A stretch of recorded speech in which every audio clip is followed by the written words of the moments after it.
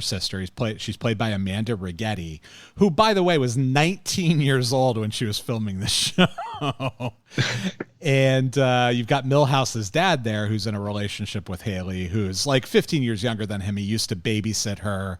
And Julie marrying Cal, who's 15 years older than her. It's like this weird relationship dynamic that family has. It's so strange. But yeah.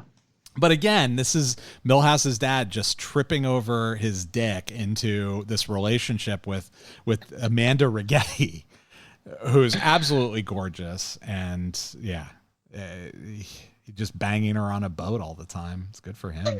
It's good for him.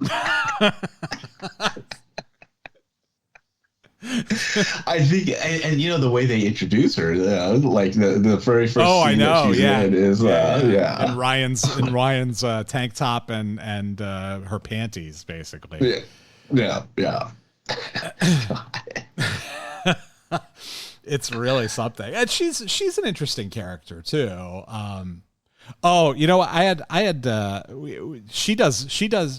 I had given Summer sort of the credit for most of the U's in the show, because she definitely does that. Most of you? Oh yeah. Okay. Gotcha. U's. Yeah. I actually have a short clip I'll play. Ew. Summer? Ew. Oh my god. Ew. Oh my god. Ew. But I like it. There's a moment where Haley is raiding Kirsten's closet, and she's like, "Is this dress from Talbot's?" And I thought that was pretty funny, kind of an ew moment. I thought that was. There's lots of little brand name shout outs especially during the first like half of the season. They really toned it down in the second half of the season. And I don't know if it was that they were just getting so many offers they didn't know which ones they wanted to use, or if they signed exclusive deals with certain brands or what. They didn't really talk about that, but I mean, in the first like couple episodes, you get Calvin Klein, Vera Wang, Donna Karan, Prada, Manolo Blahnik, Gucci. These names are all being thrown around. Yeah. And then by like episode 7, episode 8, nobody's mentioning any of that stuff anymore. So I don't know what happened there, but something definitely changed. Well, I'll tell you what, like the most obvious one is, I think it's like season 4, I think it is, where where it's Summer and her dad at the airport, and they're like going to Fridays, TGI Fridays. Oh yeah, do you remember that? I don't remember that, but that's great. I love that. You know what would be nice if we could go enjoy some what's the Jack Daniels. If we could go enjoy a Jack Daniels bourbon chicken at Applebee's or at TGI Fridays, that'd be great. TGI Fridays, yeah. I love these the chips and salsa that we get when we're here. When we're enjoying a meal at TGI Fridays. Hey, TGI Fridays, hit us up. Yeah, exactly. There's one not too far from my house. I'll go. I haven't gone before, but I think I've been like at TGI Fridays like maybe 5 years ago or something like that, before the pandemic. Yeah. I think the last time I was at a TGI Fridays was when I still worked with you at ASH. ASH. Yeah.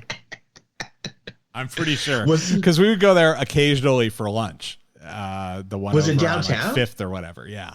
Oh yeah. Well, those were good times, huh? Dude, I remember we would go to that Brazilian barbecue, and it was $10 for lunch. You know, it's like $40 for the lunch special now. I know, that's crazy, right? Ridiculous. I mean, it's just the inflation. Yeah. Over the course of 15 years or 20 years now, I guess. Yeah, I know it's been a long time, but even so, I mean, it's quadrupled in price. It's crazy, and you don't get any more. Let's get that. But yeah. but yeah. So Haley, I had some other things on Haley here. And on Jimmy, of course. So Jimmy and Sandy. While all of this is going on in the background, Jimmy and Sandy decide that they're going to complicate their lives and start a restaurant together. That's right. I like Yeah, I like that. It is kind of a weird pairing, right? Because like Sandy is, like that was he took Kirsten. Yeah. Sandy did from Jimmy. Right. And then Jimmy Yeah. tried to take Kirsten back from him not that long before, not that long later, or not that much earlier, right? And so it is. It's like, I think what I wrote is like one of those unlikely animal pairings where like the gazelle becomes best friends with the lion or whatever. That's exactly what I was thinking. Is like this is such a weird sort of thing that you wouldn't normally see, but. Yeah. Yeah. I mean, just the interpersonal relationships, like exactly the way that clip that you played with Seth. Like it just that's where the soap opera comes in. Like, how are these relationships like working out like that, right? Yeah. Like, or Jimmy is banging Kirsten's younger sister. Right. And Kirsten doesn't hate him for it. Yeah. It's so weird that could happen, right? And of course, freaking Jimmy, when Haley originally tries to seduce him, he turns her down. And he of course knows that that's the superpower. He's like, that's only gonna make her want me more. And like playing the long game. Yeah, exactly. Like, oh, I know what's exactly. I'm gonna have this girl on a boat in no time. Yeah, it's absolutely wild that it's so I don't know. That one bothers me more than anything because Jimmy's such a loser. And Haley's had this interesting life where she's traveled the world and done like criminal activity and been a weirdo and everything else. And Jimmy's just been a friggin' investment guy in Newport, like sitting in front of his computer doing whatever, trades or whatever, losing clients' money. It doesn't make any sense to me at all. And and the only reason it works is because it revolves around this creepy babysitter relationship thing that they had 15 years prior. Ugh. That's exactly what I was going to say. Like he imprinted himself in her like developmental memories or whatever you want to call it.